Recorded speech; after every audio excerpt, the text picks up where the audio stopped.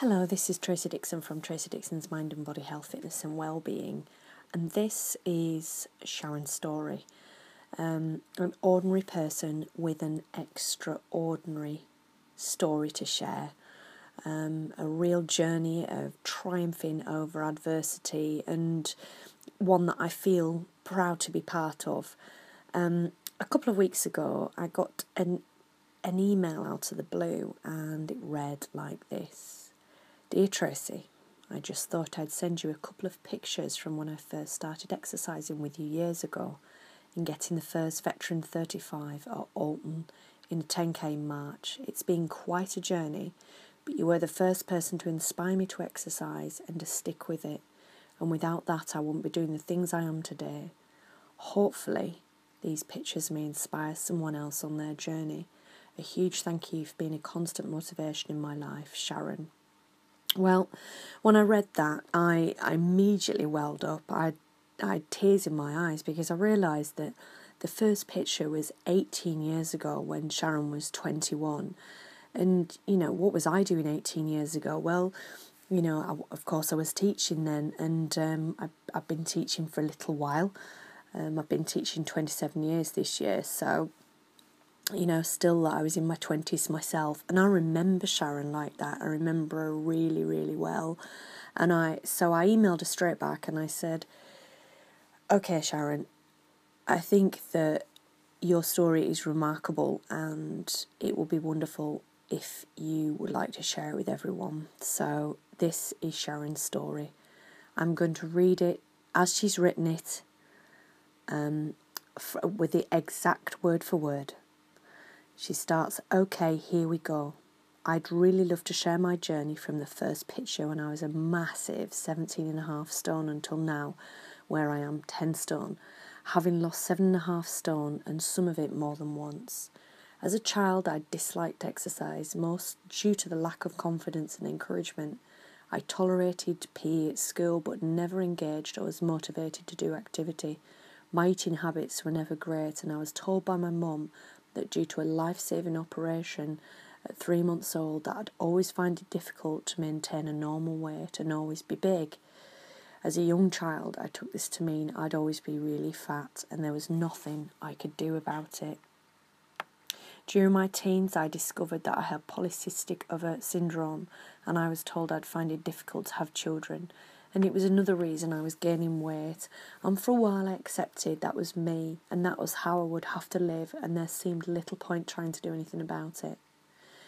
18 years ago, at the age of 21, I met Sarah through work, who became my best friend, and she suggested one day that we go to Tracy's step class. I was at my biggest then, just after the photo had been taken, and I knew I didn't want to stay like that or to become even bigger. It wasn't even really for health reasons then, it was simply wanting to fit into fashionable clothes. The first step class was literally a turning point in my life. I didn't have a clue about any of the steps, and I remember thinking, this is so fast, and how am I going to keep up? I survived. And instead of feeling like I'd failed because I hadn't done it right, Tracy made me feel really motivated and like I'd achieved something. The music was motivating, and if I did something wrong, no one was bothered. Everyone was there for themselves, and that was the start of my love with exercise, and the weight started to drop off. I didn't follow any diets and lost 6 stone pretty quickly just by cutting out, eating between meals and trying to eat balanced meals. The more I lost, the more motivated I was to continue, and I continued with step class, which became a passion of mine, and I felt lost if I had to miss one for any reason, and I really tried not to. I also did lots of other Tracy's classes when I could fit them in, and her passion for exercise and motivation was hugely addictive. And even if I didn't feel great before class, I'd always give it 100% and know that afterwards I'd feel so much better. After the initial huge weight loss, I reached a point where it was harder to lose the weight, and I began to struggle with my eating habits again. I got to around 11.5 stone, and I had a target of 9.5 stone in my head, and this 2 stone began to rule my life. I leaned towards the Rosemary Conley concept of losing weight, which was basically to cut out all fat, and started counting calories. I'd lose a bit of weight, but I'd either be on a diet or off a diet. I let myself be completely ruled by the scales, and I felt dreadful all the time. If I ate something I shouldn't or went over my calorie allowance, then I'd eat rubbish for the day or even the week and start again on a Monday. I realise now that was probably a bad thing and down to relying on lots of processed foods that were full of sugar and believing in how this low fat and dieting product things were good for me. And I continued with this habit for a good few years. Due to my PCOS, I did struggle to conceive, but I was determined to have a child. And as I'd lost enough weight, and after a few years of tests and scans, with the help of fertility drugs and injections, I had my daughter at the age of 26. This could have been an excuse to eat, but I stayed as healthy as I could through pregnancy and continued to do step and Tracy's rebounder classes until I was 7 months pregnant. I gained weight after that, but I returned to step class and the same day as my 6-week postnatal check, and within a few months the weight came off again. The next few years, whilst my daughter was growing up, I ate healthily as I could always determine to pass on healthy eating habits to her. I continued doing step classes and found having a young child and doing DVDs and home workouts an essential part of my life. In hindsight now, I wasn't actually eating that healthily and my weight was still fluctuating depending on what was going on in my life. When my daughter was 5, Sarah, my best friend, suggested that we do Race for Life, and by now I had the confidence to take on the challenge despite having never run before and started training for a 5k. We did it and finished in around 40 minutes, and this became the start of a new exercise hobby for me. I applied to run the Great North, and the following September for Asthma UK as my mum suffered from asthma and it really affected the quality of her life. I began training for that and time was never an issue. I just wanted to finish. I knew very little about running and just added a few runs each week alongside my classes. And during this training I suffered on and off with severe abdominal pain, which after many trips to the GP and being told it was irritable bowel syndrome, it actually turned out to be dermoid ovarian cysts, which I would need to have an operation to be removed. I was really upset as I wanted to do the half marathon I trained for and asked my consultant to reschedule the operation till after the Great North Run, which made him laugh, but he booked me in for October. Unfortunately, I didn't make it to the race that year. The pain got so bad I was taken to have emergency surgery in the September and had to defer my place. I was determined to do it the following year. The whole time I was ill, it was pretty stressful, and my daughter's dad passed away. And although at this point we weren't together, I felt so guilty. I was in hospital and not there for her. Luckily she had my mum. I took about 3 months to recover from that operation, and in December 2007 I began training for my second attempt at the Great North Run, which will be held in September 2008. I felt really unfit, as I'd not been able to exercise after my operation, and was desperate to get back to classes. I'd gained weight once again. I soon got back into my routine, but in April I learnt that my older brother had taken his own life. He'd been really proud of my weight loss and my love for exercise and for taking on everything that I had and the half marathon challenge. I channeled my grief into my training, trying to make sense of things and understand why he'd done it, why he did it, and try and rid the guilt I felt of not being able to stop him. I had a huge amount of guilt, and this once would have led me to eat, but this time I was determined to make it positive and finish what I'd started. I completed my first Great North Run in 2 hours 15 minutes. I was so proud of myself, as was my mum and my daughter, and I knew my brother and sister would have been too. The following April, I told my mum I was entering the London Marathon ballot. I knew I could run a marathon if she could struggle to breathe on a daily basis.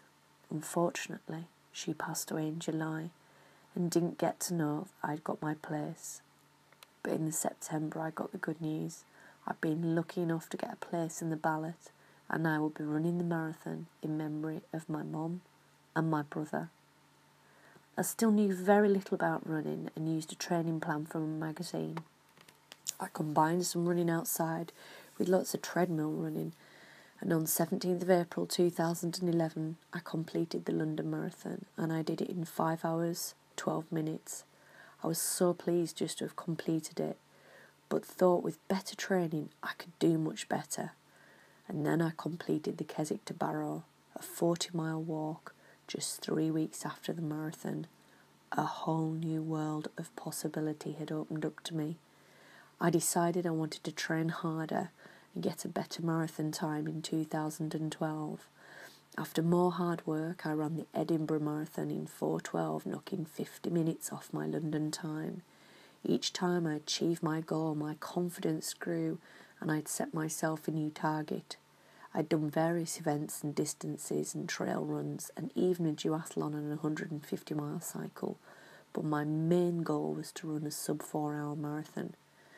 During all this time, my weight had remained quite stable, but in 2012, a routine GP appointment completely changed the way I looked at my food.